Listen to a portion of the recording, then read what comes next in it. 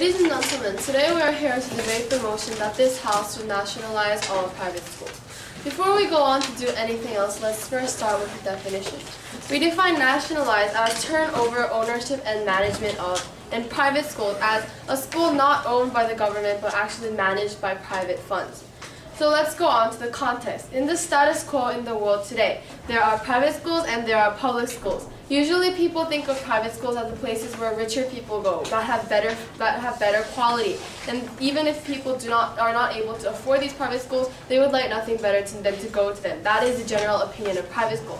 On the other hand, the general opinion of public schools is a place where people want to avoid because they believe that public schools have low quality, they do not have a high level of education and such. So the burden of the proposition today is to show that nationalization under our policy will be actually better for society, while the burden of the opposition is to show that private schools will not indeed bring harms that we mentioned and that our policy will indeed fail. So let's go on to our team theme. Our team believes that our policy will bring better education for all, which means a better society for all. And our first speaker, myself, will be addressing the policy, the need, and the practicality, while our second speaker, Hanbin, will be talking about the benefits. And our third speaker, Taeyong, will be providing the summary and rebuttal speech on the debate. So let's go on to identify our policy. The proposition's policy is that beginning with smaller private schools and more willing private schools, and then gradually spreading to larger ones and religious private schools, we will hand over the ownership of all private schools in the end to local governments and education officials, thus allowing anybody to attend these schools with the same level of tuition as public schools if they choose, while turning over the private school funds to the government for use in improvement of facilities of other schools also. So in the end, we will level out the quality of education between past public schools and past private schools. And also in the end, we will nationalize all private schools. But as I mentioned before, we will be beginning with the smaller, the shakier, or the more problematic or willing private schools. And then our goal to nationalize all these private schools is by the year 2037. So in the end, what our policy is going to do, we believe, is that most people believe that if we nationalize private schools, that private schools will sink down to the level of public schools. They will become worse. But what we're saying with our policy is that we'll be able to do exactly the opposite and bring up public schools to the level of private schools in Yeocheon. So let's go on to the need. First of all, the need for our policy is that there is the widening of the social gap due to the discrepancy between private schools and public schools in Yeocheon. Fees are increasing in private schools. For example, in England, private school fees increase at least 5.7% annually, which is double the inflation rate in England. So it is becoming far beyond what middle-class families can even afford, ladies and gentlemen. So we believe that this is leading to the widening of a social gap, that the parents' economic situation is influencing the opportunities that their children will be able to have. But if we nationalize private schools, this kind of problem will be gone because everybody will be able to receive the same kind of education.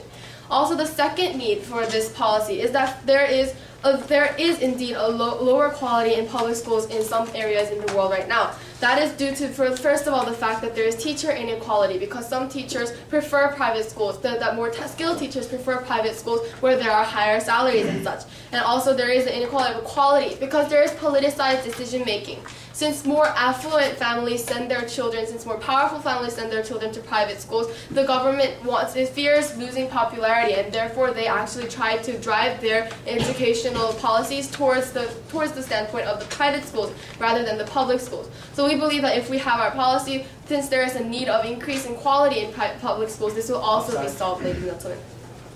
So let's go on to the practicality of our policy.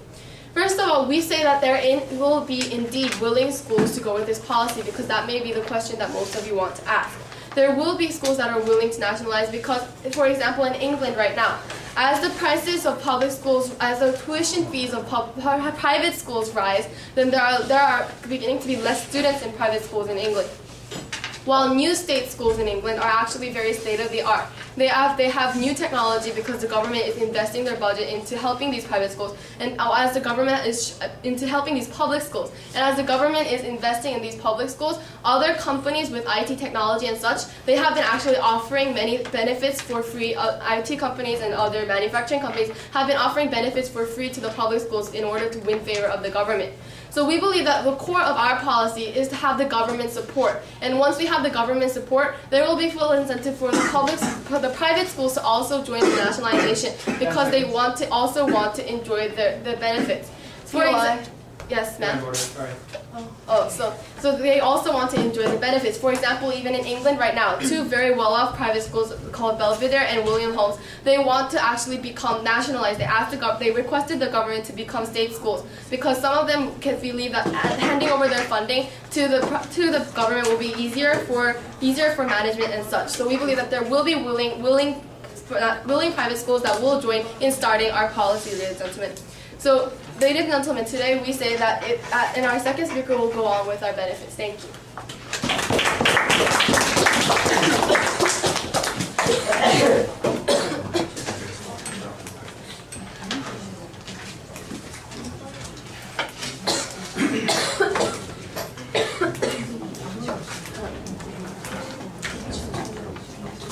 Okay, Jung Hyun-jin is the first speaker for the opposition side. Let's give her a warm welcome. Good afternoon, ladies and gentlemen. Our motion today is that this House will nationalize all private schools. As the opposition side, we strongly argue that private schools must not be nationalized. In order to fail this policy, we must focus on proving that this policy is impractical, inefficient, and unrealistic. I will focus on the policy's impracticality and how it's not feasible. Next, Hyun-sung will explain why the policy would bring more harm than good to the society as a whole. Finally, Ji-hyun will be summarizing our main points. Before going on, ladies and gentlemen, I would like to ask this House, is this policy feasible? This policy is not feasible because first, the policy is unrealistic because of the large population it has to handle. According to CAPE, the Council for American Private Education, 1 out of 4 schools is a private school, and 1 out of 9 children attend one of those private schools.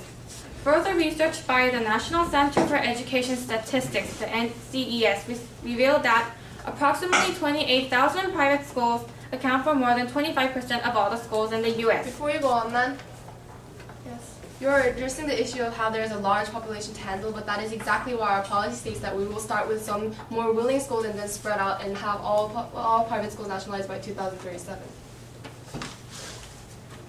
Well, well, although it takes to 2037, it won't be that.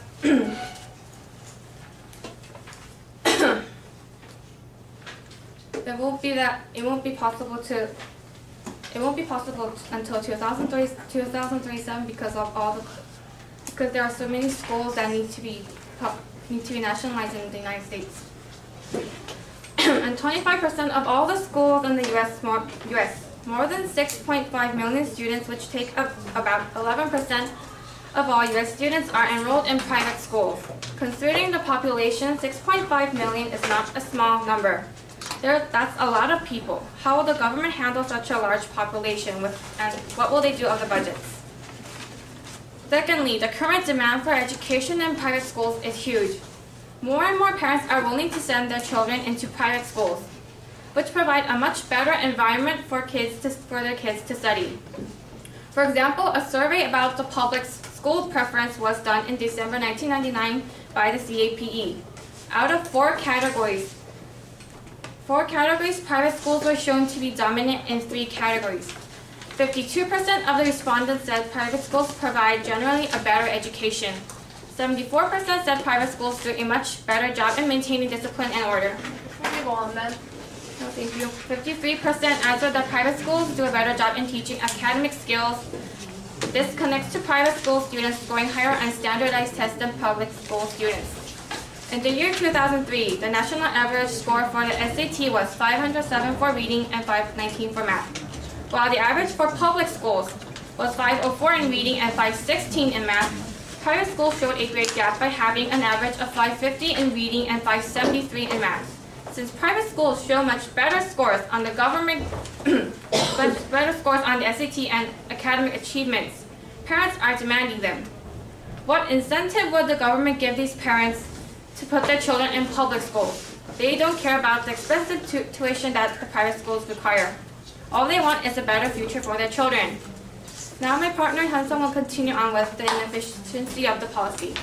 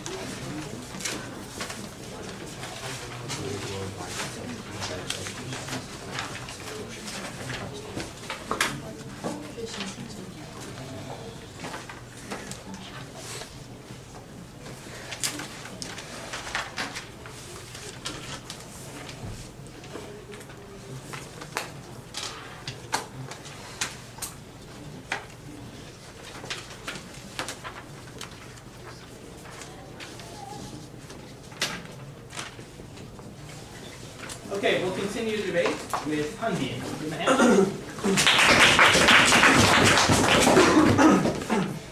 Okay, thank you speakers from both teams for addressing the issue and presenting the main arguments. Now, my speech will begin with some rebuttals to the opposition side and then continue with the benefits. Benefits that can be achieved and that will be achieved when this motion is approved.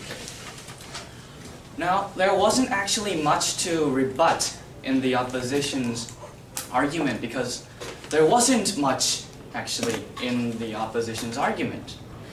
What they basically said is that because of a large population attending the private schools, the budgeting and maintaining the quality of education would be a problem for these populations.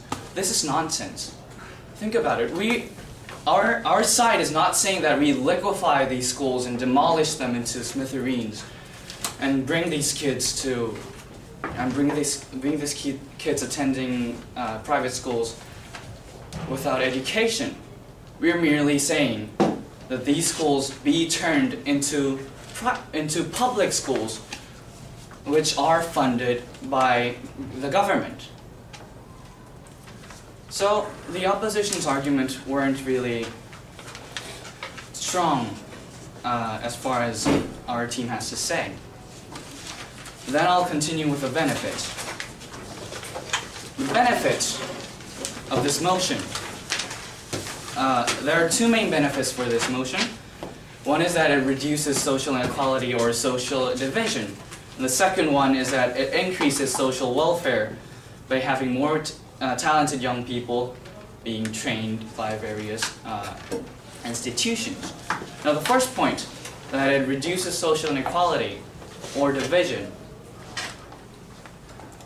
is that by concentrating budget and will of education into public schools, we can actually, our side actually believes that we can improve the quality of education provided in public schools, thus reducing the demand for private schools as our plan is to execute it by step by step until 2037. A longer time frame. And also, we can equalize the quality of teachers because the problem in modern education is that teachers prefer higher wages, so they prefer working in private schools, which consequently provide higher wages to the teachers. The second point is that we can increase social welfare by having more talented young people trained. And all the people's perception of private school is that they're generally better than, the students attending private schools is generally better than students attending public schools. A statistic recently released by the U.S. Bureau of Labor Statistics actually said that the lowest student student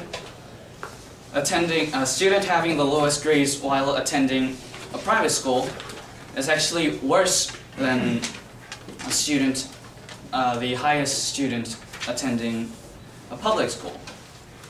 So this proves that contrary to public general belief, public education can be better and is better than private schools. Now, our side is continually exclaiming that better education for all means a better society for all. And we firmly believe that if this motion, this would nationalize all private schools, is approved, then the society will be better off with better education. Point of information. No thanks. Thank you.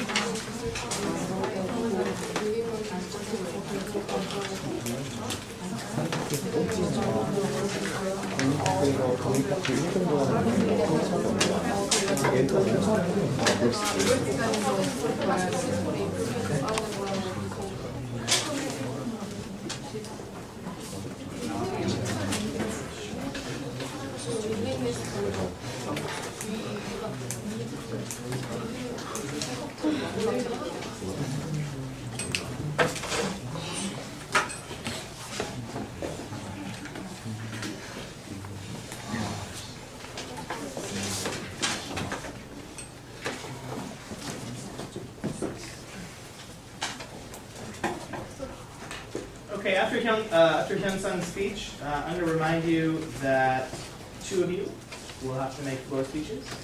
So be thinking about that. Okay, Hyun-sun, you have 4 to 5 minutes.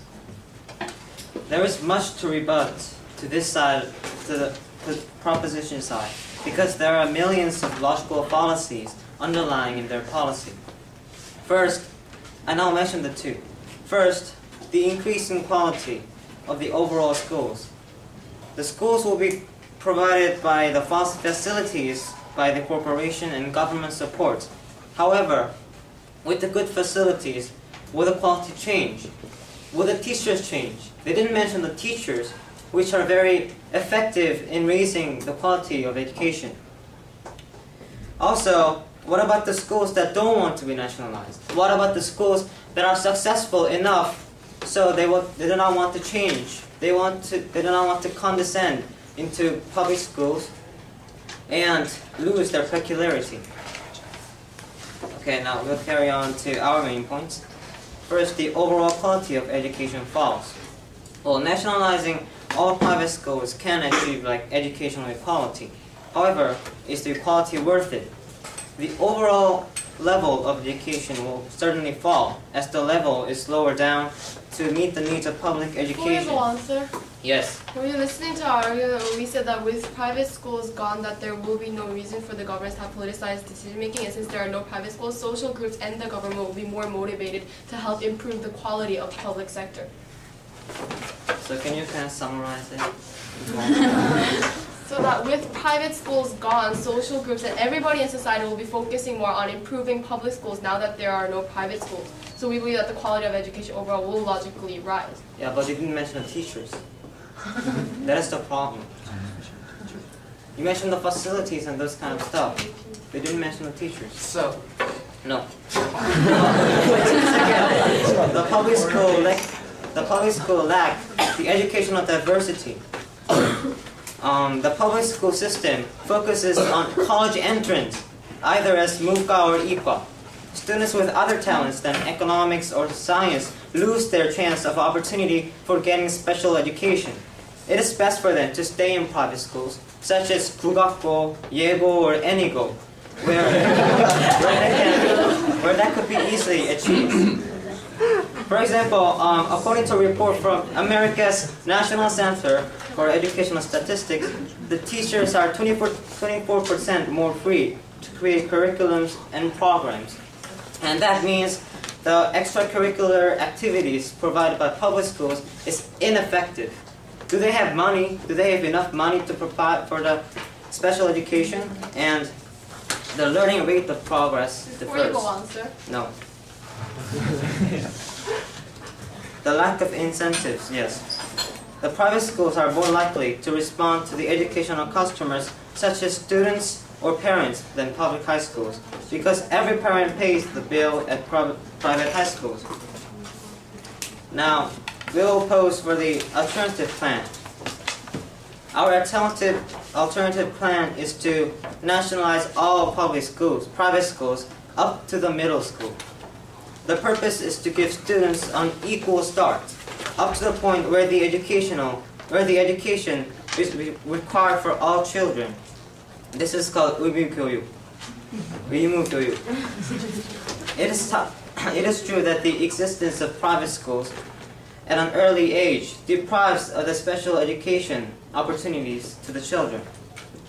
This is feasible because the number of middle and elementary Before you go private on, sir. schools. Yes. Don't you see that your counter plan, what you're presenting right now, is not mutually exclusive to our plan, because our plan can include nationalizing up to middle school? Yes, we're emphasizing on the feasibility. The private high schools are very much in numbers. However, the middle and elementary schools in numbers is very low compared to the high schools. Okay, now, this is feasible, like I said, because the number is very little. Giving educational equality at the start will resolve the problems that can possibly occur, such as private education or equality problems. Thank you.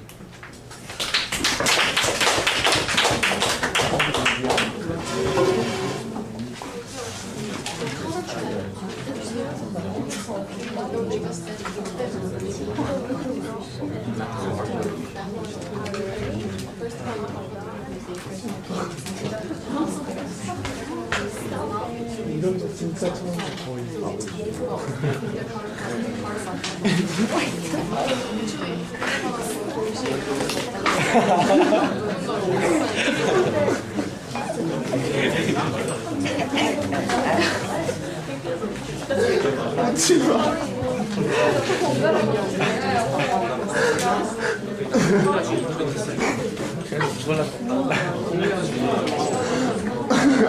말라고.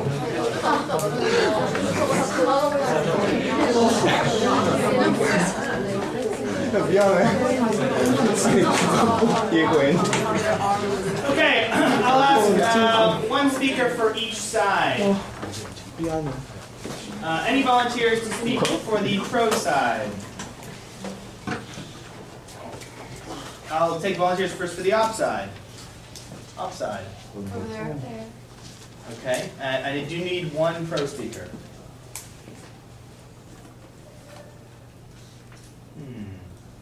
Let's get the team. I'll give you a maximum of 1 minute.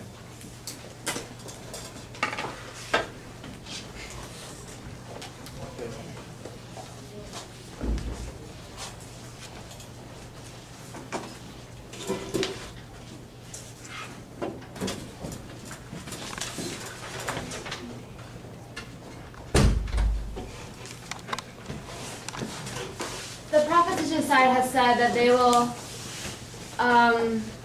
would nationalize all public school, for it will bring social equality and increase social welfare. And they will say that they'll do it by getting funds from government and various corporations. And the opposition side has mentioned that they wouldn't be having extracurricular activities in public schools, but from the funding from the corporations, the extracurricular activities will be implemented as well in public school, and this policy should be passed. Thank you. I have a question for the proposition side. Okay, we should not agree that not all students have equal abilities in learning, and should we not admit that these excelling students can be helpful for competing in the globalized world? And should we not admit that that private schools are more suitable for raising these gifted students? If we nationalize all private schools, yes, the levels of all schools might be leveled equally, but then there will be no facilities for raising gifted students for our countries, for the countries without private schools. Thank you very much. Both my floor speakers. Excellent. Very good.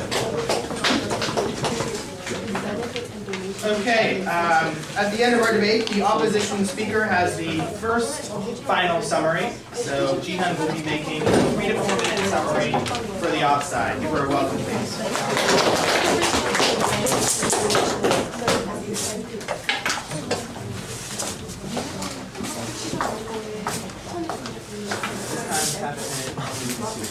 Nice and loud, please. 4 minutes? Maximum of 4. Okay. Okay, good afternoon, ladies and gentlemen. First, let me start with some rebuttals of the arguments made by the proposition side. The proposition side mentioned that the government will fund the public schools to provide a better quality of education. However, will that be efficient enough? The problem today for government officials is that they don't use the government budget efficiently because it's not their money. But that problem doesn't, that occur in private corporation because it's their money, their income. If they use that money, waste that money, they don't get any money. So they're driven by economic incentives. But in public sectors, they lack of that incentives. So even if the government funds budget for public schools, will that be efficient? Will the teachers provide better education? Before you go on then, No, thank you. And now, I want to give the proposition team an applause for coming up with such a great idea. Such a great and radical idea. The ideology they hold and the possible result they presented sound almost perfect. Excellent. Equality for everyone. But here now, let's come back to the real world they're living in, and ask, will this policy do more good than harm to the society? ma'am, Is this policy feasible? Is it possible? Let us use a simple method we learned in economics class called cost and benefit analysis. So, to test the efficiency of the policy, on the benefit side, there is the equality of education for everyone. On the cost side, the fall of overall education level, the fall of international competence, the fall of educational diversity, the fall of academic creativity, and the lack of... Yes? so what about the talented children that you talk about who actually can't afford to go to private schools? What are you going to do about them? Will you just leave them to rot away and not let them be a part of contribution in the international competence? Well, there are private schools whose tuition is lower than the other private schools. We can't ignore, the tuition for private schools are not all expensive. Well, they're expensive than public schools, but they're not all they're not expensive as much as the extreme example you have presented us. So let's come back. So it shows clearly that the cost overruns the benefits. As you can clearly see, considering the net benefit, this policy is not beneficial at all. And private market sectors can more efficiently deliver many goods or services in government due to free market competition. It is more efficient at competitive market than, monopoly, government monopoly. Now that we learned that this policy would do no good to society, let us take a look at the practicality. Is it really possible? I must say that pro-team's policy is much too idealistic. First, in the status quo, the number of private schools and the student is huge. And I don't know, what percent of them would agree to become a public school? I don't know, maybe like 3 or 4%. They haven't provided us the exact amount of those private schools that want to become public schools. And second, current demand for private schools is huge. Parents, they want private schools. They don't want public schools. So what incentives will you give the parents? What they care about is the bright future for their children. Is the government going to provide a bright future for their kids? If not, how can they compensate the parents? Third, national schools have no way to fill back private schools' educational diversity and creativity. Public schools, maybe they could, make some extracurricular activities, but that's not going to work because the budget, it's inefficient. Okay, so this policy clearly lacks both efficiency and practicality. In the world of politics, reality is all that matters. We need a policy that would satisfy us right now in the real world. We need a policy that does not talk in the abstract, does not have such an extremely radical idea, and does bring benefits to the whole society. As the proposition policy does not fulfill any one of these, we firmly believe that this motion fails. Thank you.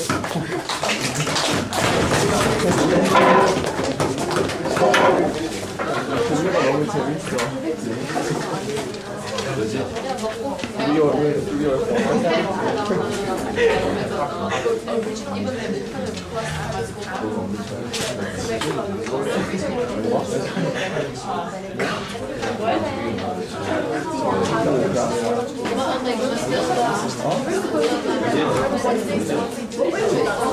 진짜?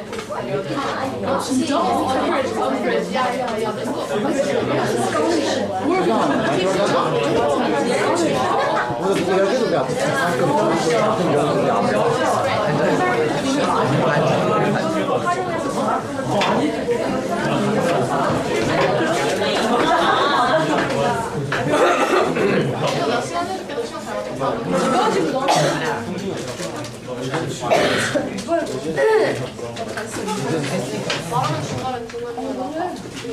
Okay, Taeyong is going to finish our debate. He has a maximum of 4 minutes for his remarks. Give him a hand. May I start? I had two choices: to jump out of bed at 6 o'clock a.m., climb up this mountain, and stay up till 2 p.m. in the morning doing jumping homework, or just to go to a local public high school. I chose to crawl. I chose to climb up this mountain and ditch lunch, dinner, and my breakfast in order to get higher education. And when I was in the middle school, I had some friends who wanted to come to this school with me. Yes, I had some good friends, but they couldn't. You know why? Because we have to pay 10 grand every year to come to this school and get the education that we want. People, usually my neighbors, say that it's ridiculous to pay 10 grand per year just to go to universities in US. Yes, it is ridiculous. And but it's the social status quo. PY. No, thank you. And the social status quo, which is on the unequal chance of education, is why we need our policy to pass.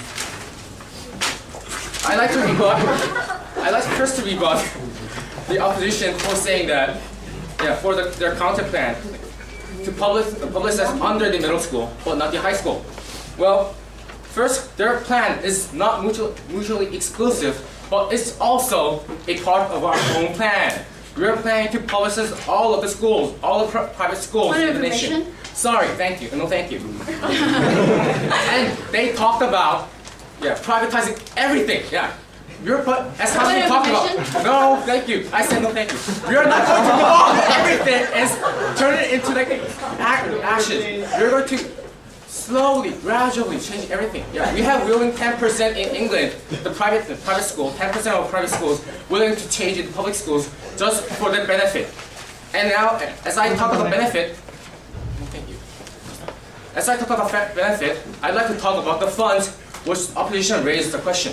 Well, the funds, according to opposition, they say that the government won't use it efficiently. Efficient. Well, in England, the government is using their funds and their funds and their budget to provide IT facilities in public schools. Yes, and this is quite efficient. And we are talking to. Yes. Yeah, you could say that the facilities provided by the government budget is efficient, but what are you going to do about the teachers? How about the quality of the educators? Oh, when we publicize all the private schools, and there will be no incentives for the teachers to go, oh, higher wages, oh, higher salary. No, because all of the schools will give the same salary to all the teachers, so the teachers will even out. No, thank you. They'll give similar education to every schools. And for the private school plan, to publicize all the nation, to publicize all the private schools, we're going to POI. No, thank you.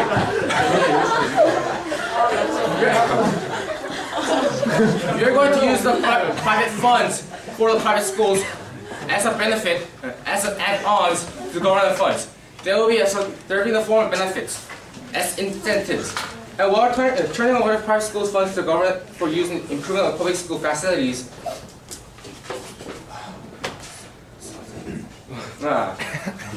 and all of the private schools will nationalize all in the end, but it will begin with, as I said earlier, smaller. There is a gradual change, but in the end, everything will be nationalized, giving the same educational level. And this will be achieved by year 2037, which we have approximately 30 years left. 10 seconds. Which by then I will be 47, quite old. Yeah, playing golf and golfing. Thank you.